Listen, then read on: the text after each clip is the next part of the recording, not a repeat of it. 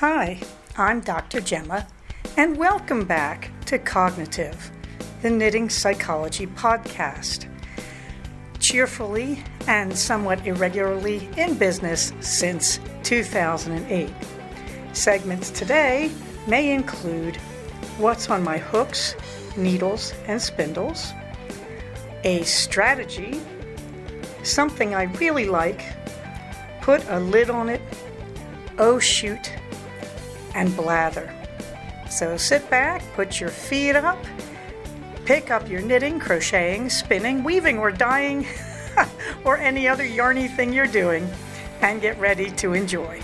Well, hello there. It's Dr. Gemma, and this is episode 233 of the newest series of the Cognitive Podcast. Your comments are very welcome. Please comment on the blog at cognitivepodcast.blogspot.com or on our group on Ravelry. Please also be aware that I will not add you to any of my follower groups on social media because I get haunted by robo accounts and also nasty people. So please follow me here on the blog or on Ravelry, okay? You can contact me in both places through your messages. In the meantime, back at the Warm Thanks department, goodness, we have a few of them. First off, good old Chris who likes my fungoid self. Yes, I do too. That's why her picture is at the top of this. I stole it right off your page there. And that's Amy Storm I'm talking to now. And thank you again. I love Dr. Gemma Fungus. Actually, I think it's Dr. Gemma Fungi. But I love this. I have never felt so complimented. In the meantime, good old Elaine, alias DC Elaine Knits. I have to tell you that I think your emotional support chicken addiction that you don't have is a great addiction to have or not. And I really have to say the picture of the purse chickie and the chick pick, these are so dang cute. However, I have one bone to pick, and that is when you said you got some Rios. And you said purplish and dark. What the heck is that? You've narrowed it down to about 12 choices for each one. Girlfriend, when you talk about Rios, you're hitting one of my addictions. You should say the name of the colorway, but enjoy them. I also want to give a fond and grateful farewell, very belatedly I suspect, to Gather DTLA. That is downtown LA. Gather DTLA is a yarn store that I have talked about a long time ago on the podcast. It used to live in the rafters of the last bookstore up in central LA. And up in the rafters, there's a few stores, or there used to be. I haven't been there in a while. And Gather was one of them. And it was a very, very small space. And yet they managed to have a really meaningful and pertinent yarn store there for 10 years. I did not realize they had closed, but what a loss to the rest of us. The downtown is now a lot less interesting, if you ask me. But I want to thank the people who ran Gather. It was a wonderful and special place, and it certainly made a difference to me back in the days, the 6 years in fact, where I worked in LA for the Mallard. It was one of the joys of my walk home in the evening, a way I could spoil myself and indulge myself on the long train trips. Meanwhile, I also want to thank my community here in this group, of course, and on the ground in the Santa Clarita Valley and on Reddit. You're making my world go round, folks. This means, of course, that it is time to remind you that Cognitive Fiber Retreat 11 is scheduled for October 11th, 2025. Mark your calendars, please. Yes, I have every plan for it to happen. No, I haven't had the chance to sit down and make it happen. It's coming. Meanwhile, since this actually is a knitting psychology podcast, you might be wondering, hey Gemma, what's on your hooks and needles? Finished. Yes, I laugh. Ha. No, I have not finished anything. I should have. I have so many things that are fairly close.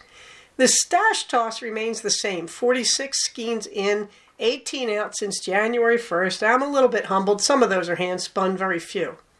Meanwhile, the emotional support chicken, whose name is now Karen, I have to tell you, it's not the joke you might think it is. I was working on the chicken the other day, and I was reminded of my friend Karen, who died fairly recently, one of my Sunnybank friends, in fact, my favorite of the Sunnybank friends. And Karen is delightfully North Jersey in her approach to things. And I suddenly realized that one of the sad things about this emotional support chicken is I should have finished her and sent her to Karen, who obviously can no longer receive her. And this week, Karen's husband, Joe, sent me a message saying, you know, I have her Sunnybank t-shirts that she never wore, and I want someone who loves them to have them. Would you take them?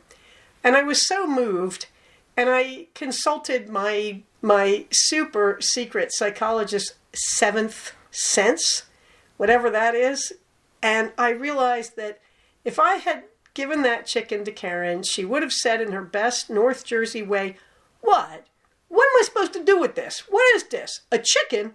And she would have treasured and loved it. And I thought the only thing to do is to call the chicken Karen and to take the t-shirts, and I suspect they will be part of the Sunnybank t-shirt quilt I have always wanted to make. I don't know if it's a throw or how big it will be. It depends on how many shirts I have. I had despaired of this quilt because I really haven't been able to go back to Sunnybank, and that meant I wasn't getting a bunch of Collie t-shirts every August. And I'd been saving them up and thinking they're going to go into a Sunnybank quilt of some sort. Well, now it looks like that's likely to happen, and I will probably make one of them into a pillow and send it back to Joe, and the chicken's name is Karen. Having said that, you can see the progress on the emotional support chicken. You have to go to the lowest picture to see the first pictures at the bottom, working from the bottom up. Those are the two sides of the chicken. You can see that, strangely, that self-striping yarn worked out highly symmetrically on little Cluck Cluck Karen. And then you can see where I added the beak and the comb. And she is rolling right along, and finally you can see her with her eyes on. Now she needs to have me go down and put a wattle under her neck, so under her chin. Very easy, that'll take 5 minutes to make, and then you sew it on. Then I'm going to stuff her, and part way, and then you make a panel for her belly, finish the stuffing, and sew her up. She's beautiful. I'm really shockingly in love with this chicken. The interesting thing is how you know what to do. When you get to the part where you make the beak, the instructions probably could be slightly more clear. And I would say that about the placement of the beak and the wattle. You do have to make the beak with her flat. Then you fold her and you sew the beak shut so that now she's folded in half, held together at the beak. Then you're going to put the comb on her head, and because she's folded in half, it's very easy to sew the comb on, because you just sew through the ridge of her head, through a stitch there, then through a stitch in the comb, and around that way. And I imagine when I do the wattle, it will be the exact same way. She's easy to work on. Really, what I would tell you is, as you're working at this point, when you get to the beak and all the trimmings, you want to go just really slowly and think your way through it. I'm deeply grateful that I made Woobles and the Wednesday doll last year in crocheted amigurumi, because they really helped me to think my way through this one.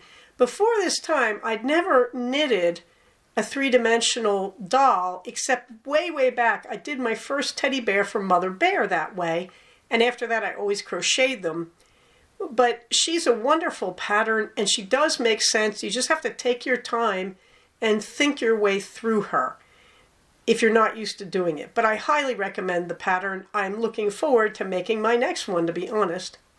Meanwhile, the novice slipover, coming right along, it's at the boring part. I'm just going round and round, going down the lower part of the torso, and eventually I will get myself to the ribbing and then do the neck and the armholes. They're ribbing, that is. Very, very easy and just pleasant, kind of popcorn knitting right now. The Blue Iris Blueberry Waffle Socks, I am midway on the foot. It's my travel knitting, but this weekend I didn't get to work on it, so they're pretty much where they were. Then you can see a picture of the Virgo sweater a few nights ago. Last Tuesday, in fact, I started a sleeve in bed and really enjoyed it. It was really just nice to pick up the stitches and go. And that sleeve now, I'm about close to where the elbow will be. And I do not decrease. The pattern I'm using from Megan Regan, which is the Llama Love pattern, it has a slow decrease where you decrease 2 stitches every 4 rows. I don't do that. I don't do that because I'm older, and from my elbow to my shoulder, I have old lady saggy arm. And so I don't decrease there. And they look fine in a sweater. It hides it really well, I must say. But I've learned, don't make the upper sleeve any tighter than you have to. I start my decreases more rapidly around the elbow, and I do it by eye, and I've written it down on the pattern, so that's all good. No work on any of the other stuff. Dizzy Blondes, however, I am spinning my second braid of the camel hair silk, which is actually kumquat purple and the camel hair natural color. The kumquat and the purple are the silk. The camel did not seem to take up dye. Either that or she put it all together after she dyed the silk. I don't know. Either way, this will be plied with the kumquat colored Lisa Souza BFL that I have. This will coordinate, obviously, with the previous skeins I made out of the black Bowie. We're going to see where this goes. This could be a very, very interesting sweater, I think. All of this is on the Electric Eel 6.1, and I'm deeply enjoying it. Let's get on to a strategy, shall we? Well, this week I had the summer cold, the dreaded summer cold. So as a courtesy, I gave you a link to one of my favorite docs on social media. This is Dr. Zachary Rubin, who is a pediatric allergist. I believe he's double board certified in pediatrics and allergy, and he's cool. He's very funny, he's very sweet, he's a very loving person, comes across very warm and supportive, and he posts about, well, he wanted to post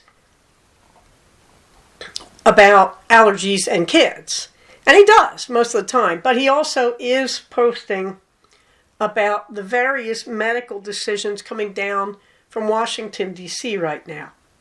And I really appreciate it. He's got a lot of clear guidance. He actually posted a great one, oh my gosh, about a week ago now. I'm recording this, by the way, on Tuesday night, May 13th, 2025. It's 8:02 p.m. And he posted one about a week ago where he talked about allergy things you can do, home remedies that you may not have thought of. And I owe him a lot because he was a good reminder. I had just gotten hit with this cold. It went like this. My son was leaning over my bed now about 6 days ago, and he was harumphing, and I said, have you got a cold? And he said, yes. He was leaning over my bed talking to me with his face near my face. And I said, well, now I have a cold. And that is the exact truth. My husband also picked it up. And I read Dr. Rubin and said, you know, he's got this right. So the strategy this week is about the home remedies for summer colds, because I owe this to Dr. Rubin, and I just think it's a good moment to stop and visit that home remedies are a great thing. I will tell you, the home remedies I really swear by for the cold, Epsom salt baths, because you want to get electrolytes. You're going to dehydrate if you have postnasal drip. You're losing all this fluid and you're losing electrolytes. So you need to keep drinking as much water as you can, obviously, but the water doesn't get you very far if your body can't absorb it. Your body can't absorb it without sufficient electrolytes.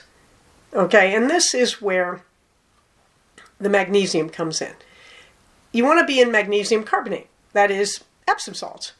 And magnesium is a really successful electrolyte for the body. It's one of several. You'll have heard of the others, sodium, potassium, etc. Magnesium's great. When you're sick, most Americans tend to be chronically short of magnesium anyway. When you're sick, it gets worse. Magnesium helps you to sleep better, and in the right amounts, it can prevent constipation. You can overdo it. Okay, now, most people will take it as a pill. Your body doesn't absorb it as successfully that way. Your body wants to absorb it through your skin. That's why you take the Epsom salt baths. Lying down in a warm to hot bath, not too hot, but warm enough, you know, with Epsom salts. And I don't mean a little cup of Epsom salts. I mean you put a lot in there and really dissolve a lot. You want it as saturated as you can get it. And you lie in this bath, and the warm water is going to help you feel better and warm you up from the inside out. And it's going to give you moisture, and it's going to be assisted in this by the fact that your skin will be absorbing magnesium from the salt bath. So when I get a cold, the first thing I do, first morning I take a big deep bath in Epsom salts. The other thing I swear by is the neti pot, which is basically saline rinses into my nose. Yes, the neti pot. I finally saw myself using one tonight. I did it in the bathroom and I could watch myself in the mirror. Truly weird. You've got the spout of the little tiny neti pot that looks like a wee ceramic teapot stuck up one nostril. I mean, just blocking the nostril. It doesn't go far into your nostril. And the water's pouring out the other nostril. And in the meantime, it's passing through your nasal sinuses. And what it's going to do is it's going to help to melt and dissolve the congestion in your sinuses. Now, you have to have saline for this, not just warm water. Warm water is going to dry out your sinuses because remember, you're without electrolytes and it's going to take more as it goes through your sinuses. It's going to steal electrolytes from your tissue there and you're going to dry out, okay? So no, you must use a saline solution. You can usually at a health food store or a vitamin store get a little container of neti pot salt. I don't know, it's super pure salt of some sort, but it works and I get it. It has a little measuring spoon in it, and it usually is just enough for a traditional neti pot. So I put the little spoon of salt in my neti pot, then I pour warm water over it. Do not use boiling water. You want the water to be body temperature, which means you pour a little on the back of your hand. You should just barely feel a trickle because it's the same temperature as your hand. If you feel warmth, it's too hot. If you feel cold, it's a little cool. Better too cool than too hot. I have to tell you, singeing the inside of your nose, I've done it. It's not terrible, but I wouldn't recommend it. Okay, so the other thing I do when I start getting a cold is I start rinsing out my sinuses with salt water using a neti pot, warm salt water I might add. You want to get ahead of the game. Dr. Rubin says also, start taking any kind of antihistamine that you're going to use.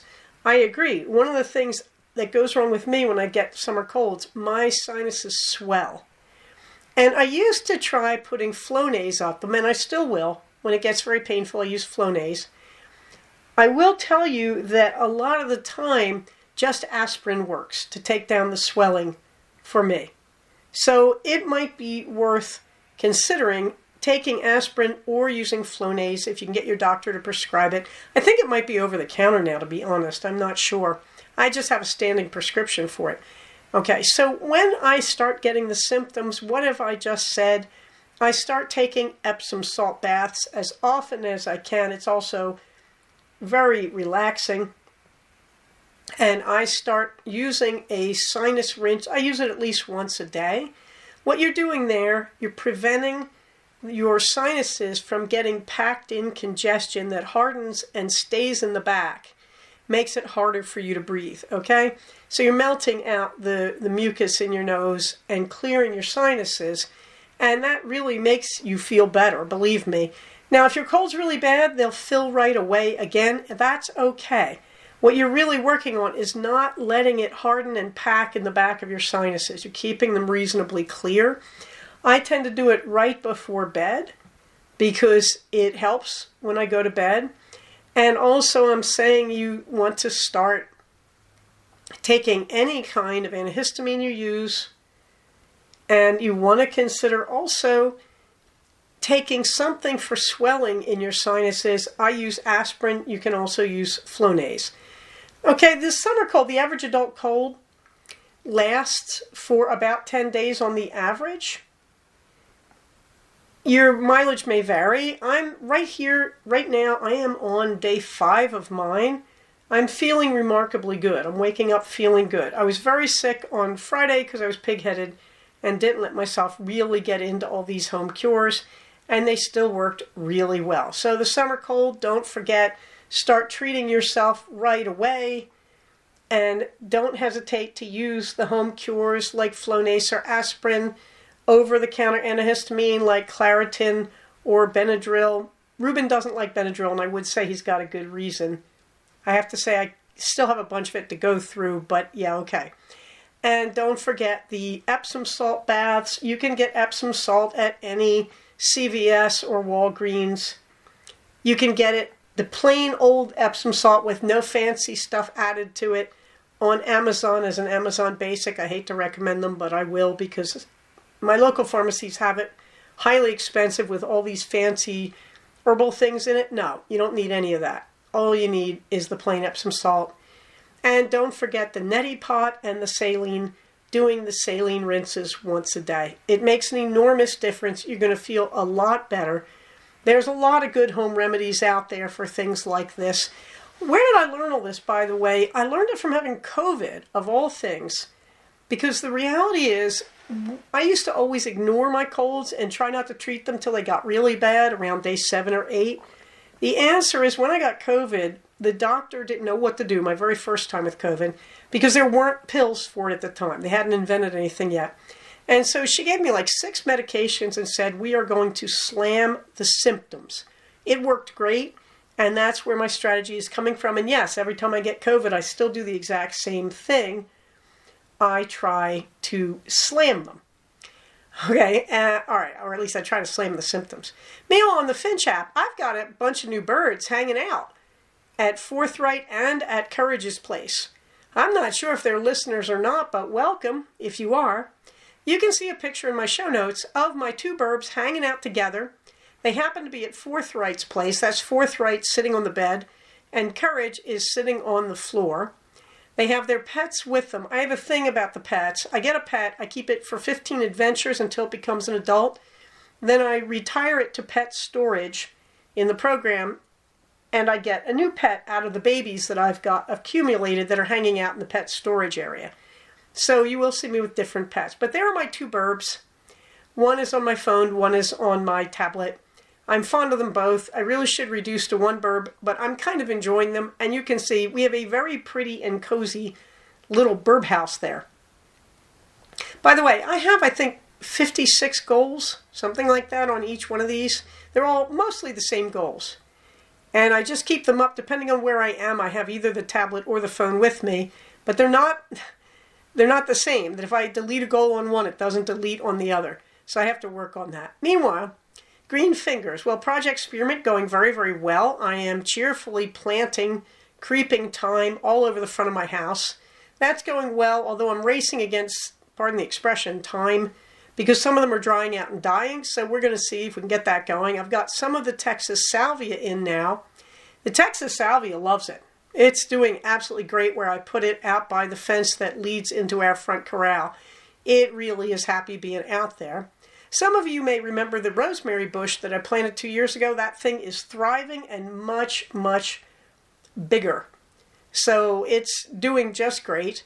So we're doing okay out there. I have to get out there every day and put in like half an hour planting and watering, and I'm happy with that. It's really a rush now trying to get it all in.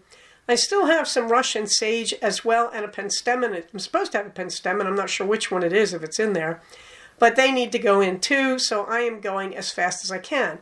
Because I had the summer cold this week, I didn't feel able to do train travel. And after all, Mother's Day was Sunday and I wanted to be with the boys, so I stayed rooted at home. And so doing planting seemed like a really good idea, but I was still tired to the point where I didn't plant everything. So wish me luck. The creeping thyme along the front of the house, the first stuff I put in seems to have taken hold. We'll see. Some of it is working better than others. We'll see. Meanwhile, as I just said, there were no weekend hikes this week because I wasn't feeling well enough on Saturday and I stayed around the house, did a lot of tasks around the house, mostly planting and various other things, basic housekeeping and laundry. And I just upped the game, in other words, for stuff around the house, which I had really needed to do. I also upped my self-care game, which is why I was talking about it. But upcoming, I did add a new race. The anniversary of one of my first races last year, the Be the Light, that's coming around in September. And so I signed up for that again. The Beloved Son will do it as a 10K 5K. I will do it as a 5 because that's how I rock and roll these days. You can see the calendar with all their graphics, and under the Be the Light, you'll see, well, above the link, you will see me finishing it last year. So very happy about that. In the meantime, let's get on to the fluffy books, shall we? Well, Georgette Heyer, I'm listening to Sylvester again. And Sylvester is very interesting to listen to when you've just listened to The Nonsuch.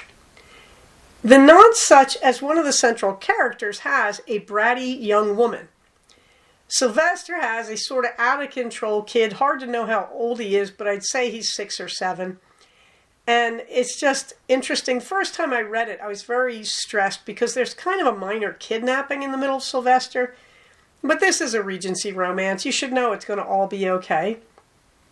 And I have to say that I enjoyed it this time. I've been listening to the section a few times over of the way the heroine comes to the rescue of the sort of out-of-control kid. The kid is not actually bratty, but he's been kidnapped. He knows it. He's miserable. He should be safe with the people he's with, but they're a pair of selfish airheads. And they don't really like him, but they take him because the woman thinks they should because she feels like she looks prettier when she holds him. It's a long story.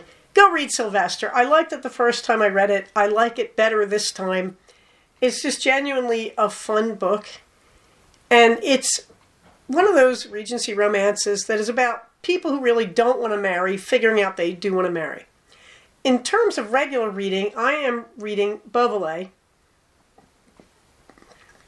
Yeah, I'm not a big fan. It's interesting. There's some suspense in it. You know, it's a sort of swashbuckling romance adventure story. Her historical romances are not too great in my book. I did like I think it was called The Token Ring. I thought that was hilarious. I thought that was the best blend of historical and Regency stories she's done. Meanwhile, let's get on to something I really like, shall we? I like the AirPods 2 Pro. Now, some of you who know me will realize I have said repeatedly that you have to be some kind of crazy to buy AirPods. They're too expensive and too easily lost. Yes, so there I was at the Apple store, and I looked at the computer that had the information on the AirPods just out of curiosity, thinking, why? Why do people go for this? They're so expensive. So I looked at the AirPods 2 and the AirPods 4 and then the AirPods 2 Pro. And I was shocked to read the AirPods 2 Pro. Because what attracted me is they're really protective for your ears, they allege. And you can take a hearing test and they will read the results of the hearing test and they will compensate as you need them to for hearing problems. Now, Apple does not make giant claims for these as hearing aids, but effectively you're saying if you have minor hearing loss, they may help you. I was very impressed by that. They also have noise canceling, and I said, how? How can anything that sits right in the opening of your ear do noise cancellation? Because the whole shell of the ear collects sound waves. Okay, they do. Now, I bought these things because of the hearing test. I thought, I really got to try this. Oddly, that's what I haven't done. But I put them in, and I put them on adaptive, which is you can have noise cancellation, which I tried, and to my shock, blocked out the Glendale Galleria Mall's ambient noise. I was shocked how pleasant it was to walk around that mall with these things in my ears, canceling the noise. So then I put it on adaptive so that I could hear people talking to me and myself talking to people and yet still have most of the noise cancellation. It was amazing. I fully expected to take these out of the Apple store, put them in my ears, turn around, walk right back, and hand them in and demand my money back, particularly when I found out you cannot buy insurance on them against loss. You can get them replaced if they're damaged, but you can't get anything if you drop one or lose one, which tells you what the biggest problem is there. Okay, I also bought an OtterBox case for them. You can see it, it's got a pink edge around it, and that was a great idea. I'll come back to it. So I put these things in my ears, and I honestly figured I'd walk right back in and hand them back and say, give me my money back. No. And that's before I even got to the hearing aid aspect. It was just about the quality of the noise cancellation. These things are amazing. They're highly comfortable. I put them in the morning at about 10 minutes to 10 before I start seeing patients. First day I wore them 2 Mondays ago, I left them in. I forgot about them. I just had them in for like 4 extra hours till they buzzed to tell me they were running out of charge. That's how comfortable they are. They fit me really well. I have the rubber attachment on the outer edge. It happens to be a good size for me. So they're really good. Now the only thing, of course, what if you lose them? So I got the Otter box, which comes in 2 pieces, and you immediately think, great, the top's going to fall off, because that's one of the pieces, and then the top of the inner box will open and the pods will drop out. No, it's held on magnetically, and it does a great job. It's very strong, and it comes with 2 carabiners. One is now attached to the hook at the end of my little purse that holds my iPhone. Yes, if I ever lose my iPhone, I'll be losing a lot more now. Nobody wants my iPhone. It's such an old SE. It can't even get stolen at this point. Meanwhile, I also have a clip for the arm strap of the bag I use when I travel. And by positioning this inside the bag, they hang down inside my bag. So if it ever opens, they'll drop into the bag. Do I take them with me when I travel? Well, I haven't had a chance to. Will I? I'm not sure, because losing them would be a lot to lose. However, I've got to admit, I love these things. They have changed the way I work. They seamlessly connect with any Apple thing you've got open. I can have my tablet and my phone, and both of them will be connected to them. They make switching between Zoom type programs on my tablet really easy. When I have my phone on, the minute you open the case and put them in your ears, they connect. Okay? And when I'm on my tablet, I can switch back and forth between the Doxy program and Google Meet. It's absolutely seamless. You don't have to do anything. Every now and then in Google Meet, I may see that the microphone has turned itself off, and I just click it and it turns itself on. So something I really like, the AirPods 2 Pro, I'm sort of in shock. They're really, really great, but you do have to be careful. If they drop out of your ears, you can lose them. I continue to carry the link to 9 ways you can save, and that literally means save by uploading to your own hardware, the internet right now. And also I continue to carry the back episodes on Proton. Right now I have episodes 50A to 100 in a zipped format on my Proton drive if you want the old episodes. And that takes us to the blather. Well, Mother's Day 2025. First off, I have to say, to do the weekend in order, we had prom night on Friday.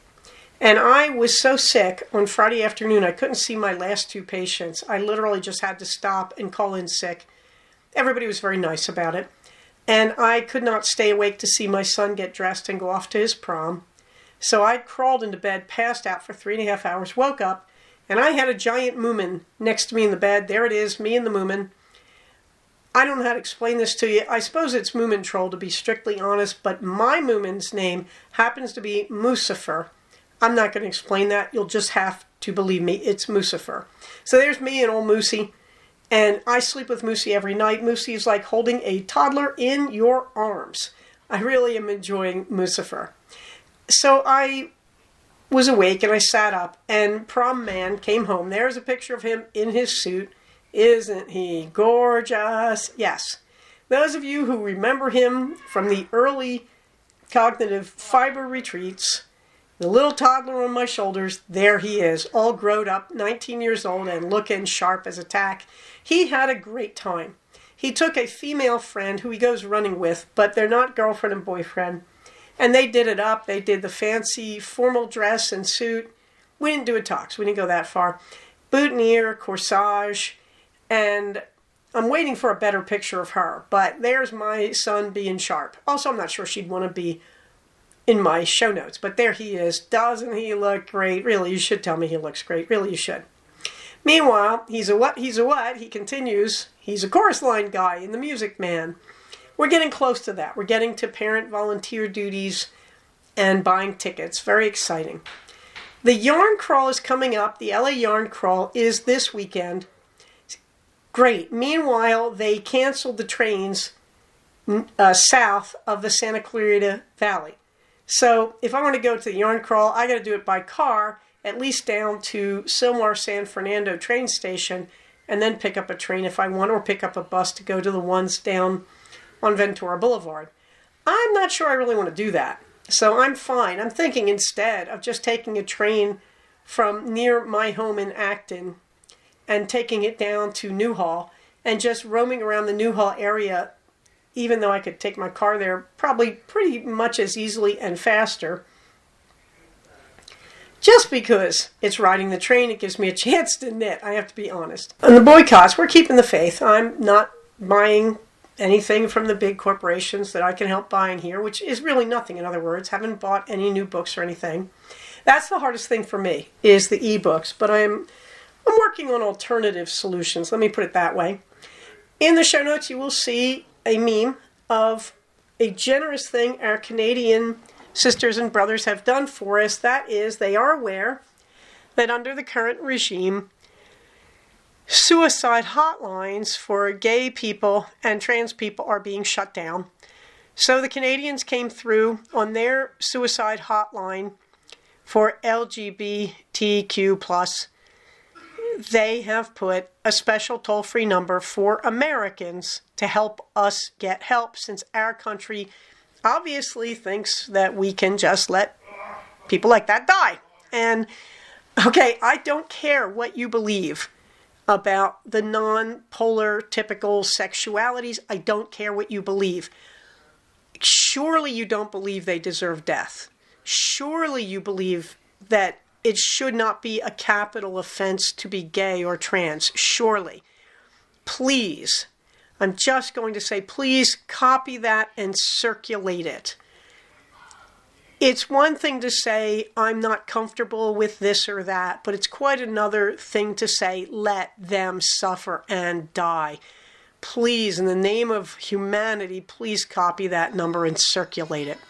In the meantime, you can find me on Blue Sky as Dr. Gemma. Okay, meanwhile, the community resources, you can see the usual links to the resources that I use for knitting and crocheting, for patterns, for things you can buy to support it, for skills and techniques, and you can see my own link tree. You can see the typical calendar of yarny events in the Santa Clarita Valley, and you can see my calendar with the Be the Light added to it, the short calendar of my upcoming races, and of course, not quite last, it will come between the Be the Light and the Jeepers Creepers 5K, is CFR 11, October 11th, 2025. Okay, Minerva gets the last word. And that's Minerva lying next to the bathtub, enjoying watching birds and watching me at the same time as I take an Epsom salt bath. And Minerva's last word is, frankly, Minerva likes it, but I'm just a little sick and I stay at home. She was very relieved to have me around all weekend. She made it very clear that she liked this change. Spent a lot of time clinging to me and telling me how lovely it was to have me around.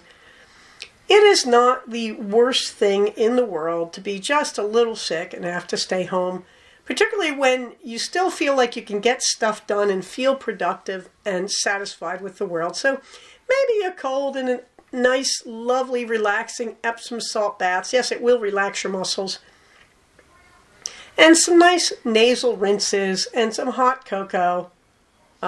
Yeah, I probably left that out of the home cure part. And some hot cocoa that has magnesium in it, and mushroom protein, and keto chow. Yeah, all of those nice hot drinks. It's not the worst thing in the world to be a little sick and stay home.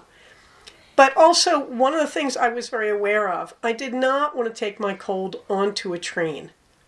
I did not want to make people sick. We have learned since the pandemic not to do that. It is not a communal behavior to take your illness in public and infect other people. So remember, we are a community. This is my Dr. Gemma fungi part talking. We are a community. When we take care of the community, we are taking care of ourselves as individuals. So having said that, everybody, please stay safe, take care of each other, and I will talk to you soon. Bye-bye. So we have come to the end of another episode of Cognitive. Please do not use this podcast to diagnose yourself. If you think you are having a mental health problem, please contact a licensed mental health professional. Show notes for these episodes can be found at cognitivepodcast, all one word, .blogspot.com. Episodes can be found at iTunes under the name Cognitive Podcast, but also can be found posted next to the show notes on the Blogspot page. Thank you so much for listening. Everybody, stay safe, take care of each other, and I'll talk to you soon. Bye-bye.